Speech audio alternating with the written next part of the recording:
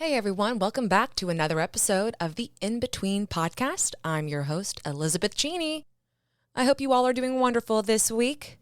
This past weekend, I went to Serenbe, which is this really cool, eclectic, kind of off the beaten path farmland, so to speak. Really, it's just farmland, but kind of bougie, really nice. This past weekend with one of my best friends, Tyaira. And for those who know or don't know, Serenbe is actually where my husband and I got married back in 2021. So it was my first time going back after the wedding. And let me say, Serenbe is a lot more fun when you're not planning a wedding. But I have a feeling that's probably every venue. But while at Serenbe, Tyaira and I recorded an episode. And that is what you're about to hear for this week. Now, this episode is pretty sensitive in nature, so I wanted to give a little heads up to anybody listening that we are going to be talking about the infertility journey that Tyaira has been on the past 3 years. We're going to talk about things like IVF, miscarriages, pregnancy loss, and all of the emotions that come with that. This is a conversation about loss, hope, and self-love. I love T so much and am honored to help share her story because 1 in 4 women struggle with this. Chances are you know someone who has been going through this journey, or maybe you're walking it yourself. Maybe you've already walked this path. But for something so common, there's really not enough talk about it, especially on a public front. So I hope today's episode speaks to you, helps you feel seen, heard, maybe not so alone. Maybe it helps you realize what some of your friends are going through and how you can be a better friend on the outside. So with that said, let's get into this week's In Between, the journey with infertility. Hello. Welcome to another In Between. I'm your host, Elizabeth Cheney. How is everyone doing? All right, so I'm super pumped if you can't tell by my energy. One, I am at Serenbe, which for those who don't know, it's this really cute little community in Georgia. It's where all the movie stars hang out near the studios, you know what I mean? But it's also where your girl got married. So it's been really nice being here, not planning a wedding, I've learned. So, food for thought. Always go back to your venue when you're not planning a wedding, and it's a lot more enjoyable. Go figure. But most importantly, I have one of my best friends who I have been trying to get on this damn podcast for, I don't know, how long has the podcast been going on? At least a year? But Tyaira, she's my girl. She's finally here with me in the flesh on the pod. And we're going to talk about some pretty, what's I'm looking for? Special, vulnerable, personal in-betweens today. But enough about that. I'm just so ecstatic. So if I seem too hyper, tell me to calm down. I'm not going to. But without further ado, T, welcome to the pod. Hello. I am thrilled to be here. And I just want to paint the picture for you guys. Right now, we are posted up in our little king bed in our special room at the hotel, at the little farmhouse. It would be more ideal if I had video, but I don't. So really excited. So T, I'm going to let T introduce herself in a second, but T and her husband was in the same fraternity as Stan, and they actually introduced me and Stan together. So not only is she like a sister, but she's also a little matchmaker, and she's the reason I'm with my man now. Oh gosh, being silly. But anywho, T, welcome to the pod. Tell the pod family who you are. Thanks. So yeah, I am living 2 different types of lives. On one side, I am in software sales, which is a lot of fun. I didn't think I'd end up here, but here I am, and work for an awesome company. But then the other side of my life is we have a hobby farm up in North Georgia, and during the pandemic kind of sold off everything and made the huge transition to, buy a piece of property with an old house, and took on a lot more than we had anticipated. But now so grateful to be where we're at and have animals and all the fun things. So it's another full-time job on top of my software sales full-time job. So yeah, it's fun. But if you can't tell, I like having girlfriends that we live these double lives. We have our real careers that pay us, and then our one day will be careers that don't pay us, but honestly take up just as much time as our real careers. Yes. Yeah. Very, very, very cool. And you've got goats, you've got little miniature Highland cows. Yeah. You got chickens. The whole nines. Whole nines. Got dogs. She's got lots of things. Barn cat. Oh, yeah, she's got a barn cat. Lots of things. Anywho, so me and T, we've been friends since college. Definitely one of my sisters, one of my Taurus sisters for sure. I have a lot of Taurus sisters, but you You and Co. We like to stick together. Yeah, we do. We really do. You and Courtney are both my Taurus girls. So, but any hizzle, T and I, we could honestly probably even have a whole other episode on like DIY, home improvement. Like T is literally HGTV. Like she needs her own show. She's Magnolia. Like she's what's Joanna Gaines? Is that person's name? So cute. Like she is like the Georgia Joanna Gaines. Joanna, if you're listening, check out my Instagram. It's and I'll Let's let you be friends. Yes, it's the Happy Homesteaders Georgia. I'll let you tee up your tea, no pun intended. I'll let you tee up your stuff at the end. But anyways, just so happy to have you. The in-between is about navigating life's in-betweens. And what that means is it gives me basically ability to talk about anything and everything that I want to on the pod. But obviously I like talking about things that are important and impactful and things that we're all going through, and so that we can feel a little bit more together and a little less alone, right? So T, I wanted to bring you on for multiple reasons, because you're one of my best friends, and you know, I want to pull you out of your shell and get your ass on this podcast. This is pulling me out of my shell for sure. But I also, we've been talking about this leading up to this episode, but you have been on your fertility journey the past couple of years. And with that, it's been, for a lack of better words, a roller coaster. Yeah. Right? Easily. And in the past, how would you say, like 6 months, 5 months, 4 months, you've been a little bit, you finally have felt more comfortable to be a little bit more outspoken about what you've been going through. Oh, I thought you were going to say like I'm like in a better headspace. I was like, girlfriend, maybe like 2 months.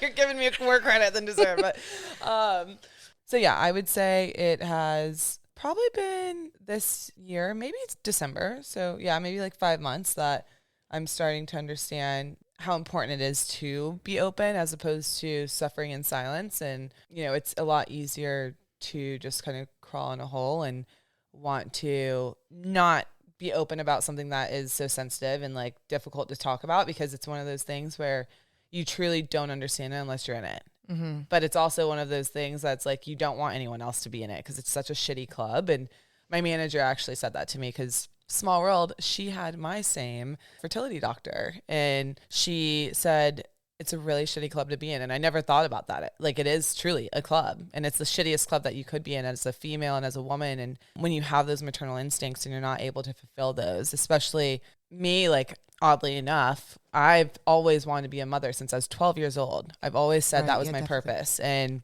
to almost have that feel like it's been stolen from you, it's difficult to even know how to open up to other people and express the way that you're feeling, because you aren't even able to put it into words yourself. So yeah, I think, I don't know what the turning point was. I don't even really necessarily know if there was a turning point 5 months ago, but maybe starting to see the light, because we finally did have a successful round. And I think, and by round you mean IVF, right? yes. So sorry, let me maybe take a few steps back.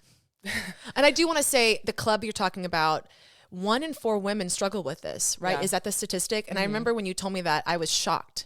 And this is something that is not talked about, but 1 in 4 is a very, very common ratio. Yeah, it's insane. When you think about the women in your life, 1 in 4 are going to struggle with this. So I just want to set the stage for why this is such a important, vulnerable conversation, that it is suffering in silence. So yes, a few steps back. Let's go. So yeah, just in regards to kind of what I feel brought me to that turning point. So my husband and I have been trying for about 3 years, which is so insane to think now.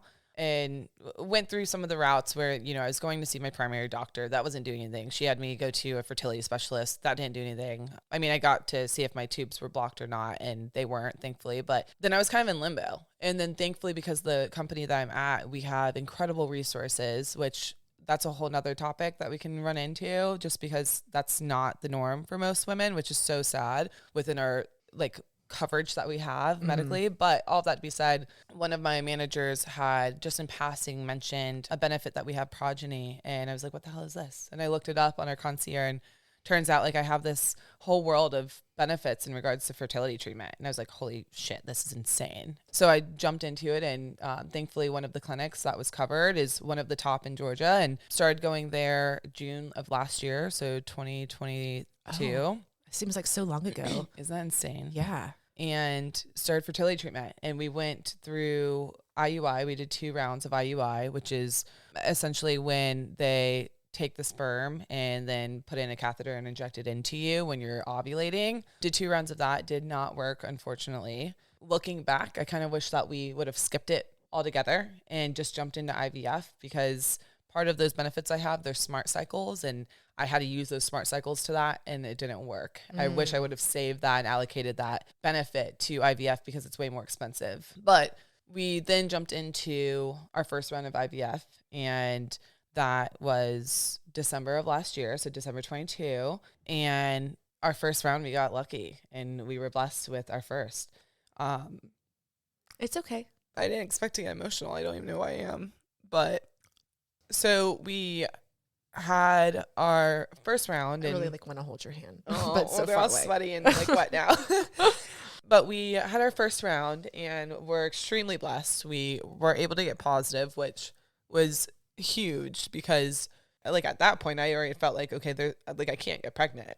And you start thinking that you're broken and something's wrong, and how does your body not know what to naturally do? Did I do something?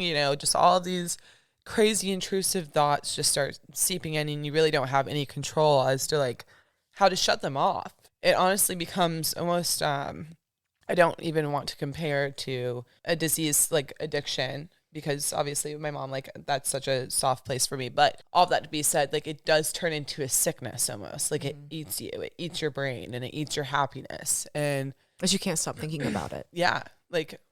When people say, oh, just go on a vacation, or just, don't think about it, don't stress about it, and then it'll happen. Just relax.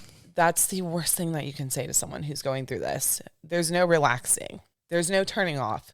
By that point, you've been tracking your body so long that even if you did try to have a month off, you still know when your period is anticipated, and you're still going to be during that 2-week wait, which women who are out there that have gone through this or are living through it, that 2-week wait is the absolute worst time period of your life. All you can do is just cringe and think, and it makes you sick, and it's a roller coaster of emotions. But I will say, I think the turning point was finally being able to see that positive pregnancy test, and on that pregnancy test it's saying positive and saying pregnant, and I was like, holy shit, I'm not broken. It gave me that little glimpse of hope, and I think that's when maybe my thoughts started transitioning a little bit, and I started focusing on the good. And I really didn't have any worries around carrying the pregnancy, because I was just so in love with the fact that I finally had a baby, and unfortunately that didn't last. I'm so proud of you. I just want you to know that. I know how hard this is. Sorry. No, it's okay. Because 1 in 4 women are probably feeling this exact same thing. It's just wild because, after time passes, you feel like, okay, you never get over it, but you feel like, okay, I'm in a stronger place. And that hurt and that brokenness is slowly starting to dissipate. And then when you truly do start thinking about it and truly start talking about it, you realize, holy shit, I'm still... that pain is still there, there's nothing that you could do to ever just get rid of it or bypass it in a weird, funky way, nor would I want to, because absolutely that was a chapter of my life that I'm so thankful for, because I've never felt happiness like that before, ever, outside of when I got married to my husband. And I'm so thankful to have had that time where, I was planning our nursery and ordering clothes and baby items and stuff. You should see the closet. It's a hot mess. It's filled with baby stuff. But also the day that I miscarried, the crib delivered on our front porch. So I didn't know that. Yeah. So it was a double whammy. And I knew something was wrong when I started spotting. I was at home working and went to the bathroom, and I had a little bit of blood, but it was almost like coffee grinds, which that's a good indicator that you may be miscarrying. And I reached out to my doctor right away and told them, I'm spotting, blah, blah, blah. And they're like, it's normal, because you can spot when you're pregnant. It doesn't always mean miscarriage, but just something in me, I can't explain it. And intuition. He kept telling me, stop, don't put those negative thoughts in your head, stop, everything's okay. But in my heart of hearts, I felt something. I just felt like something was happening. And then that happened towards the morning. And then literally by 4:00 that afternoon, that was Thursday. And then up until Friday, my doctor had me come in first thing Friday morning, get a blood test. My HCG was 25,000. So very strong pregnancy. and everything was fine, continued spotting. And then by 4 o'clock, literally like right on the dot, 4 o'clock, it was a full on like period. And I was like, okay, something is wrong. So I went to our bathroom and Mateo followed me in there, and I had like a big push. That's all I can like really describe it as. It just felt like a big pressure in my pelvic area. And I like put my hand under and I caught the baby. So I literally, I'm so sorry. I did not know that. Mm-hmm. And Mateo was right there. Like he was on his knees, literally right there by the toilet with me. And I think I was just like in complete shock of what had just happened. But I think I was just in complete shock. And as I was in shock and like sobbing, I asked him to go get a plastic bag because I wanted to put him in there and make sure that we got him tested because he was already a pre-tested embryo. So I needed to know like what was happening. And from there, I then went back to the doctor the following morning, and my HCG levels had dropped all the way to 8,000, which is like unheard of. Like that's very odd. Within 24 hours, yeah, especially. Till this day, my doctor is still like, even when we just spoke the other week, she said that's just bizarre. Like it takes a long time to get HCG out of your body. And the fact that mine just plummeted like that, she's like, something happened. And she's like, did you do something? Or like, were you under a lot of stress? I was like, no, like literally nothing. So she thinks maybe it has to do with my blood, like maybe cut off the placenta or something, the blood flow or something. But all that to be said, we went and did the ultrasound, and I did lose our baby. So it's just like one of those really sick things that there's really no words around it. And there's no way to just know how someone is combating that type of loss unless you've been through it before. And again, it's going back to like being in that shitty club. The club is really big. It's just really silent. And that's what's scary. You know, people don't want to talk about it, or they're too afraid to talk about it because whether they're afraid to because of what other people may think, or they're afraid of being able to actually face how they're truly feeling, because that's a whole nother ballgame in itself. You know, it's one thing when you're truly like living in it, but you become so numb. But then when you have to face that feeling that you've been numbing so long, it's tough. And I think that the aftermath of the loss, is what I've been faced with, you know, all those emotions and just coming to the surface like loud. Yeah. And then going through the second round and it failing. And you did the second round pretty close back to back, right? Yeah. So I miscarried in January. The month of February, like the beginning of it, was back on birth control, which they have to do in order to like line up everything. And then the end of February, I had my transfer, and it did implant, but it just didn't stick. So it was considered like a very early on loss for me because of what had happened before. I don't even see it as that. I just think of it not sticking. Mm-hmm. But now I'm in this limbo land right now where I'm not doing anything. And I think it's been actually really good. After we didn't have the successful round for round 2, Mateo had told me, you know, I think it would be a good idea if we just took a break. You know, my body, I've been on meds since the end of June of last year. That's what I was going to bring up. Like you had your transfer in December, but there was a whole ramp up, like runway to that. Yeah. And that's another thing that I feel like the silent warriors, the silent club, like you're also not talking about, and you can go into this, but I mean, I remember when you first got your meds, and it was just like, it looked like a pharmacy. It was so much medication that you were having to pump your body with and get your body prepared with and keep up with. And it's kind of honestly insane to me that you are expected to do this. Like you're putting shots in yourself, and you just have a little pamphlet saying, here's step 1, here's step 2. Like you don't have a doctor walking you through. You have Google. Like it's just insane to me. Something so, let's be honest, expensive as hell. Oh yeah. Right. And it's supposed to be helping like you get pregnant. And it just, to me, the whole world of this. But you're administering everything on your own. And people who are going through IVF, like you guys probably experienced this when that box got delivered to your house and you're like, holy shit. I was overwhelmed by your picture. I was like, oh my gosh. Yeah. And it's like, I'm supposed to know how to do all this. And I have to say, like, thank God that I'm friends with a nurse, because she came over and labeled everything for me. Oh, yeah. Did the injections for me the first 2 days. And truly, I don't know how people just go after. I mean, I'm sure YouTube. And I would say definitely check out YouTube before you just start pricking yourself, because it is scary. But it's just, yeah, it's nuts. And, you know, we are warriors. And I feel really lame to say that. No, don't. It's not like at such all. a cliche. I feel No, like, you are. but, you know, it's not only just the action of having to put all this into your body, but it's also how you feel while you're on all of it. And the brain fog is like out of this world. It's like you have to work 5 times harder just to complete some of your sentences sometimes, just because you feel like you don't have control over your brain. And I think that was my tipping point. And when Mateo said, like, we need to take a break, I finally just surrendered, like, white flag up. You're right. Let's take a break. Like, my body was screaming for a break, and I was just burning myself out because I just had to keep on looking towards that light at the end of the tunnel. Right. And it's like, that light is never going to come if your body is literally this black cave.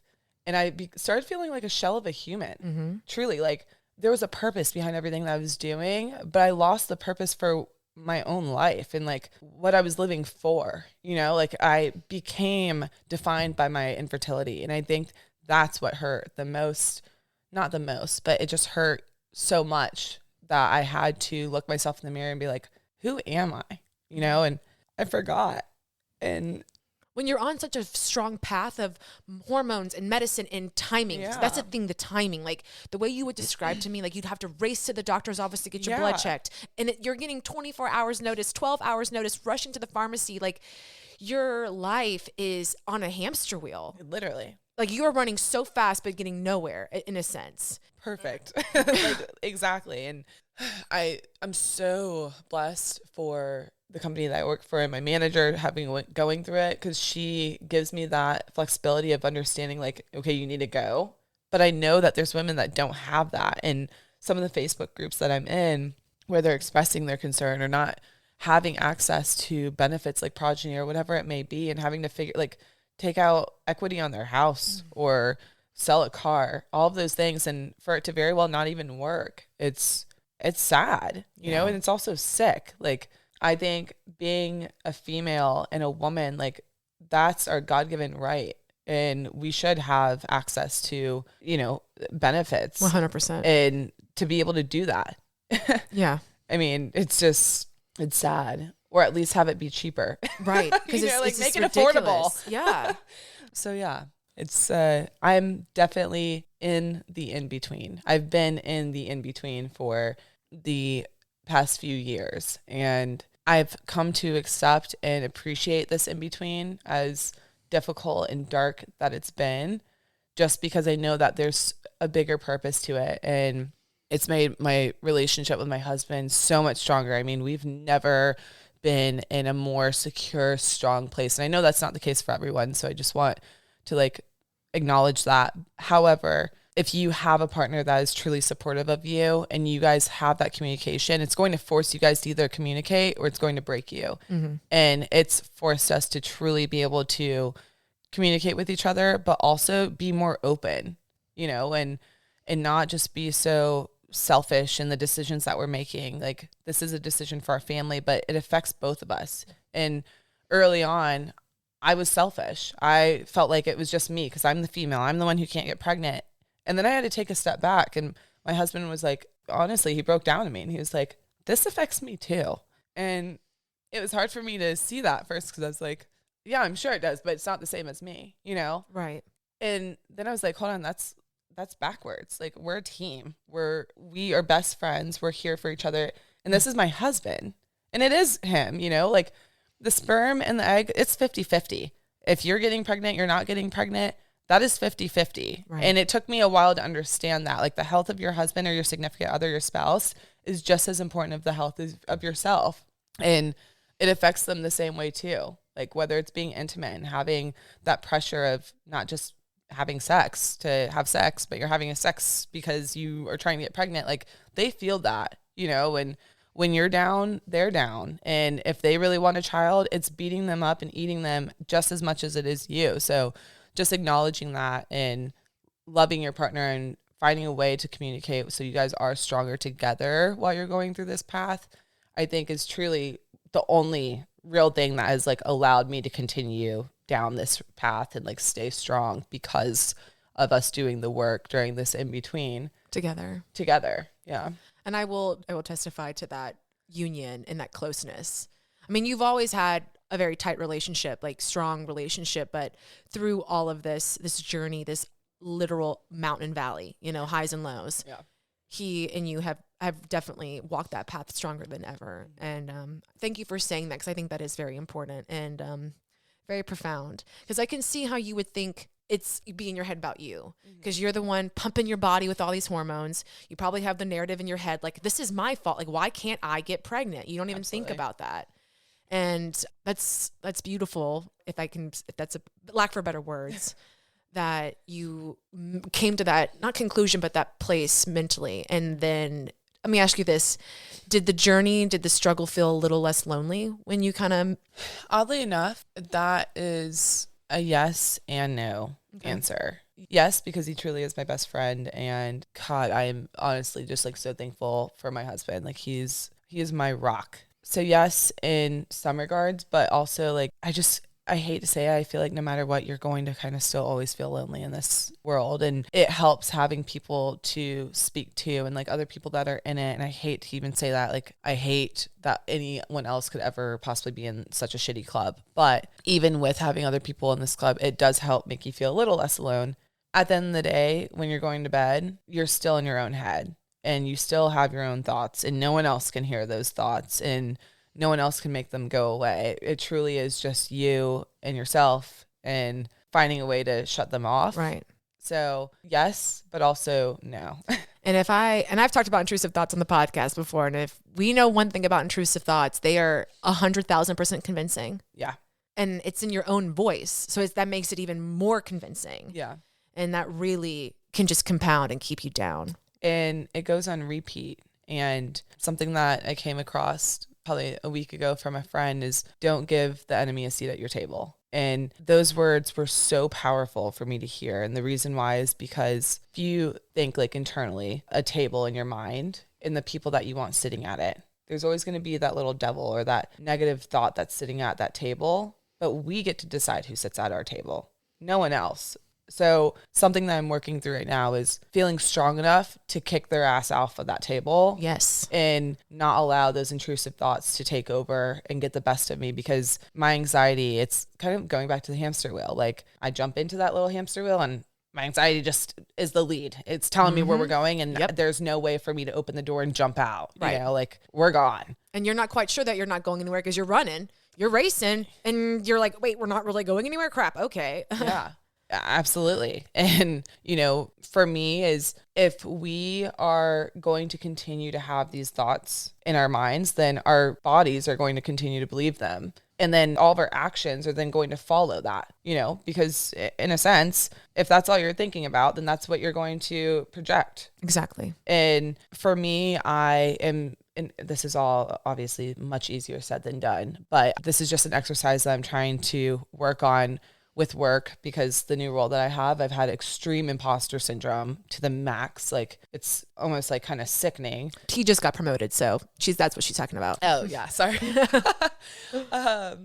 But then also with this, like it's okay to not be okay. Exactly. And I am not any weaker or broken or less of a human because of what I'm going through. Doesn't mean it makes it any easier. No, this shit is still very hard. However, with that being said, as far as how I'm speaking to myself and how I'm loving myself, that is something I have control over. Right now, I don't have control over the outcome of me getting that positive test. Of course I wish. I'm type A and OCD and a control freak. That stems back to past trauma. But with that being said, all I can do is control the controllable. And that is how I'm loving myself, how I'm treating myself, why I'm doing this detox, is because I felt like I wasn't myself and I was losing myself, and that's not loving myself. And that is my biggest focus going forward, whether pregnant or not, whatever this journey ends up being, is just making time to love myself in little ways. Like it doesn't need to be like, I'm going to go to the gym 5 days a week and eat super healthy and I'm going to meditate 15 hours a day. Like, no, like it's not extreme, but like I told myself, I'm going to take a 30-minute bath once a week, every Sunday. I'm going to give myself that time and love on myself, and just little wins like that, and then kind of grow from there. And I love that. Yeah. I think that's perfect. So let me ask you this. You mentioned at the beginning that you are taking a break before you start the next round, next cycle. How has that helped? Do you think in this, your mental clarity, you're coming back to who is T? Like I don't even know who I am. Has this break helped to kind of reset mentally, emotionally, spiritually even? Yes. And it can be a yes or no question answer. It's okay. No, it is a yes. I will, a convicted yes. I'll say this, getting to the point of taking a break is really hard because in a weird way, you feel like you're throwing in the towel almost. And you're also thinking about the time, like, oh, well, if I take this break, that's another month that I'm not pregnant. Like all these weird thoughts kind of start seeping in. Intrusive thoughts. Yes. Maybe that's like the overall message of this day today. But for me, I think what I wish I could have done sooner, and I can't go back and change time. I'm thankful for how everything's played out because I've had my own lessons. But I guess what I would advise other people is take a break before you get to a point where you have to take a break. Like, catch yourself. Don't get to a point where you are so burnt out and you've lost yourself and you are in a really bad headspace to then realize, shit, I need to take a break. Because if I don't, I'm going to be in a very deep hole and it's going to be a lot harder to pull myself out because that's where I was getting to. And again, like going back to my husband, thank God he's there, but not everyone has that support to like be the person in the mirror almost and saying, you need a break, like we need a break. So trying to catch yourself early on to give yourself that break, because then once you do give yourself that break, you'll start to feel almost refreshed. And I say all this because I remember listening to like reading people's posts saying like, oh, we're taking a break. And I'm like, how did you take a break? Like, that's insane. I can't even think about like not trying because you just become on this hamster wheel. Right. Like you want to keep going. And now looking back, it's like, shit, I understand. And I wish that like I would have done it a little bit sooner because going back to like truly loving myself, you turn into like this person where you're not loving yourself. You're just like continuing because you feel like you need to and you want to. Right. But it's not coming from a place of good health, like Right. mentally, emotionally, like it's genuine self-love. Yeah, it's really not. So I'm so thankful. Sorry, that was a very long-winded answer. It was perfect. But yes, I'm happy that we are taking a break and that I'm able to just kind of flush my body out and focus on work too. Like just focus on other things instead of the infertility journey, because that's been my life for so long. And it's nice to like finally feel like I can breathe.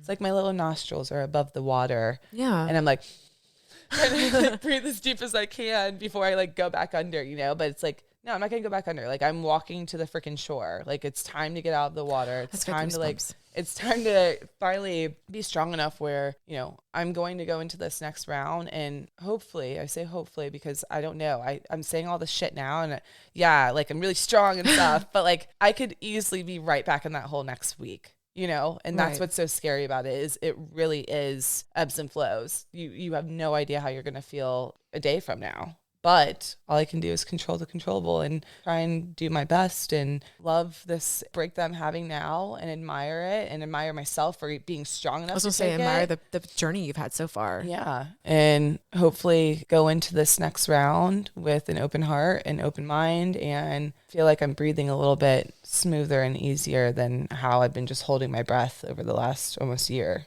So. Hopefully your full head's above the water, not just the nostrils. Yeah. My ass is walking to that shore. Hell yeah. That's beautiful. You're talking about support a lot. The points that you've made, I think, are really beneficial and valuable.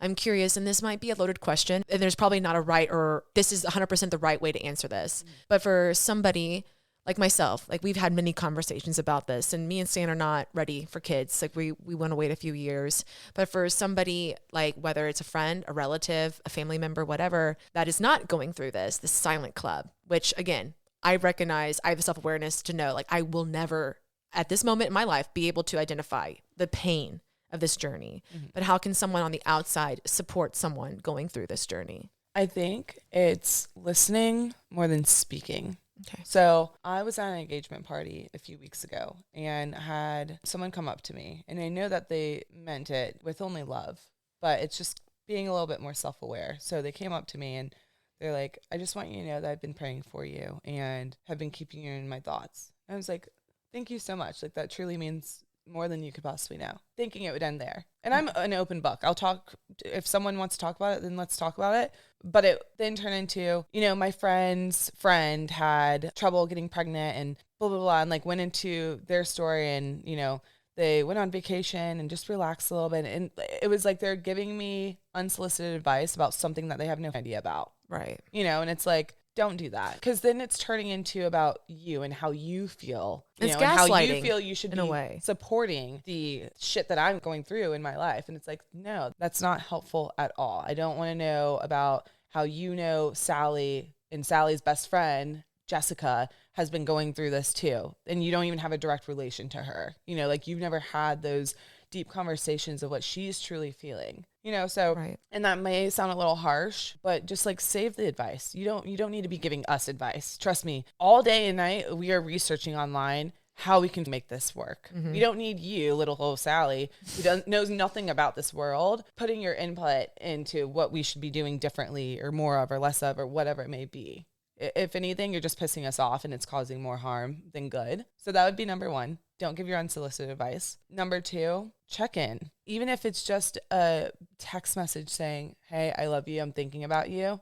Check in. We don't even need more than that. We don't need to fall down a rabbit hole, but just knowing that like you're keeping us in your thoughts and prayers, like that means so much. And of course, this is going back to like how I feel. I don't know how other people feel. And also what I just see within the community of women in fertility. And like, these are common things that we all come back and say, like, this pisses us off. Yeah. And then for people who don't know that you're going through fertility, like maybe you don't know someone is suffering with this. Don't go to people and say, when are you guys having a baby? That happens to us all the time. And with some of our like friend groups back from high school, whenever I see them and stuff, their parents will do that. And I'm like, dude, at our Mexican restaurant, because our best friends, they're pregnant right now. And we always go up there together. And the owner, he came up to us and he's like, when are you having a little bambino? And I'm like, we've been trying for almost 3 years. But thanks for asking. People don't realize that there's so much to this backstory. You only see a little snippet when there's this huge picture that's being drawn that is so beyond like words, and people don't think about that. They're nosy, and we're nosy creatures that have it, but don't ask those questions. If they want to talk about it, they'll talk about it. And sometimes they won't, but it's knowing that safe space. If they're not talking to you about it, then you probably shouldn't be asking them in the first place, because they're probably not comfortable enough to talk to you about it. Exactly. And then last, I feel like there's just so many, but I'm trying to kind of prioritize some of them. I would say, and it sucks because I don't want it to come off as like you guys should be doing more, because it's not that way at all, but it's not having that person feel like they're a burden when the topic comes up, because sometimes it can feel uncomfortable as to like what I should share or if I should share, but I don't want to share because I don't want the other person thinking, oh, it's always going to be about T talking about her fertility issues, Right. And not being afraid to celebrate your own successes and wins with the person that's going through infertility. Like, some of my best friends are getting pregnant, and I'm getting emotional. I don't know why, but I think just because it hurt me, like there was some distance, and especially after my loss, there was some distance, and it made me feel so different and like an outcast almost, when that's how I was already feeling, Right. outside of them. It had nothing to even do with them. It was more so because I had just experienced loss, and it's not talked about as much. It should be, but it's not talked about much. And I already internally felt like I'm broken again, and not to have your support system necessarily, I don't want to say not be there, because that's not the case, but have any distance from you, it goes back to that feeling of being a burden. And less than. Yeah. And I know it's not intentional, Right. but, and that's why I say, like, I hate to say like the other person needs to do more, because it's not about that. It's just, again, checking in. Right. A basic ass text message like, hey, I love you. I'm thinking about you. And I had you, of course, I tell you all the time, like, I'm so thankful for you. But like, I had another friend that she was amazing. She has twins. She has a busy ass life. Like, somehow she found a way to just shoot me a text and say, hey, I just want you to know I love you so much. I'm so proud of you. You're so strong. Let me know if you need anything. And that was it. But like, it made my day. Just knowing that like her busy ass life, raising 2 twins, being a bomb ass mom and businesswoman, she could find 2 seconds in her day to just let me know like she is thinking about me and she cares. It sounds so silly, but like, that is support. We don't need a freaking love letter of how much you care about us and all that stuff. Like, we're not asking for much. It's more so just like acknowledgement Like, hey, it sucks that you're going through this, but I'm here for you and I'll always be here for you. And I love you. And I think also, I'll say this, and you can tell me if I'm completely off the radar here, but as somebody on the outside that's not in this life stage at the moment, it's like we should just know, like, we're not going to say the right thing. Like, we do not have the perfect juju of words that's going to heal you. Yeah. And this is not me trying to make it about me or like the person in this position, but stop. But you know what I mean? Like, it's accepting, like, you're not going to take that pain away. So I appreciate you saying what you're saying, because it can be as simple as that. It can be as simple as just, hey, I love you and I'm thinking about you. Yeah. If there's anything you need, like if you just need to talk, if you just want to cry, if you want to just vent, whatever, I'm here. And but you do not have the power to heal. I want to say this, like, not to be so extreme, but it's almost like a death, you know, like, what would you say to someone that just experienced, you know, losing like a great grandparent or a distant aunt? Like, you're not going to have the perfect words to say to them, but you do know that I love you, I care about you, and I support you. Exactly. Those three things, that's truly all they need to hear. 1000%. Those are the perfect words, you know, because there really aren't any perfect words, but those are. That's all you need to say. It's very similar. You know, it's grieving. Yeah, exactly. Like, if you just lost your mother, you're not going to say, hey, you know, maybe you should go to the beach and relax a little bit. Yeah. Like, no. And I hate to even compare the two. But you're grieving. Distant worlds. Yeah. But, you know, very similar messaging as far as like how to respond or support someone that is going through that. I'm really proud of you. Thanks, my love. I'm really proud of you just all together, but for you to come on the podcast and share this story. I'm surprised you got my ass on here. Honestly, I'm not gonna lie, I am too a little bit. But I also I'm a very like private, closed off person for the most But with that said, I feel like this is a testament to your journey and feeling comfortable to talk about this. Because as you're saying all this, and like I said, as we know, I'm not in this position, I'm not in this life chapter at the moment. I know the people who are going to listen to this and how it's going to help them. Like, I just want you to know how your words and your story, like, you were so raw and vulnerable today, T, and it's going to help other women, other partners, other people, of friends, like in my position, like how to be better and support. And hopefully we can all together create an environment in a world where we talk about this and it's not the quiet secret club, because more recognition and more talking about it will make it more, I don't want to use the word normal, but normalized, and would hopefully make people like you not feel so less than.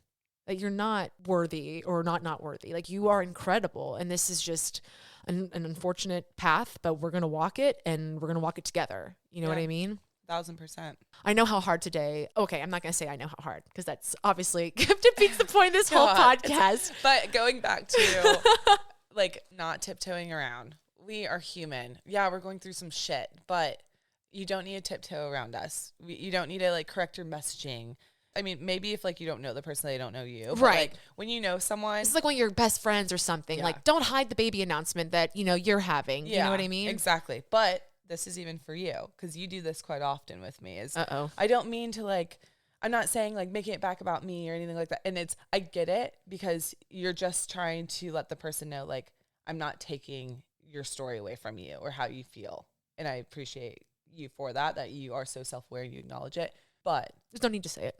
You don't, because it can be like tiptoeing. Like, feel good about your story. Your story matters too. Right. My story is not the only one that's living and screaming. Yours is too. And if we can relate to each other's stories in that way, then great. Or we can learn something new from each other through our own stories. But you don't need to tiptoe.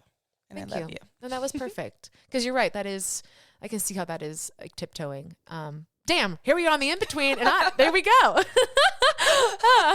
But no, I appreciate that, because you don't think about it. And like, for me, that's my anxiety coming out. But again, like, just, I get what you're trying to say. So thank you for that. I really enjoyed this conversation. I think we're going to have to wrap it up, because we're getting kicked out of Serenbe. I know, but sadly enough. I love you so much altogether anyways, but thank you for coming on and talking about this, because we've had these conversations a lot. We have a lot of friends who are going through this, and 1 in 4, we're not the only ones. Yeah. So don't suffer in silence. Don't suffer in silence. It's a club that no one wants to be in, but it's a club that's got a lot of people in it. So it's a club worth recognizing. I love that. You know what I mean? Yeah. So while we sign off, you know, we talked about your happy homestead. If anybody wants to keep up with T, where can they find you? the Happy Homestead _GA. I love it. Come watch my cows. She's got 2 miniature North Highland cows. Those are the fuzzy cows, and they're cute. They're cute, so it's worth it. And she's got chickens that just are ridiculous, but just running around being like their own little posse. I love it. Dang it, dang dong. I love it. Well, thank you so much, T. I love you so much. Thank you for joining me today, and onward and upward. Yes, I love you. Thanks. Hey, everyone. Thanks for listening to this week's In Between. I really, really can't thank T enough for coming on the pod and sharing her story and feeling comfortable enough to share her story in this capacity. We're going to do a follow-up episode probably sometime in May to talk about other things, other parts of the infertility journey, such as resources, medical care. You'd be surprised. There's certain companies and businesses that you can work part-time and have fertility coverage. So T is going to come back on and share that part of the journey, that part of the story. So yeah. Feel free to share today's episode with anyone you think needs to hear this story, whether it's a friend, a family member. I don't know. You tell me. Life is beautiful. Life is messy. There are many in-betweens, some good, some bad. And even the ones that aren't so happy, so positive, they deserve to be talked about. They deserve to be said. So I appreciate your time in listening to today's conversation and the sensitivity around the subject matter. If you'd like to keep up with me and all the other in-betweens that we're navigating on this journey called life, you can follow me on Instagram at in.betweenpod and at ElizabethCheney_. One's my personal account and the other is the pod count. You can also check me out on YouTube at the In Between Podcast. This episode will be posted there as an audiogram. So if you'd like a pretty visual while you're listening, check it out. Well, that's a wrap for this week's episode. But remember, new episodes drop every Wednesday. So come check me out next week for an all-new In-Between, available anywhere and everywhere you listen to your podcasts. Without further ado, I'm your host, Elizabeth Cheney, and I hope you have a fabulous, wonderful rest of your week. See you later.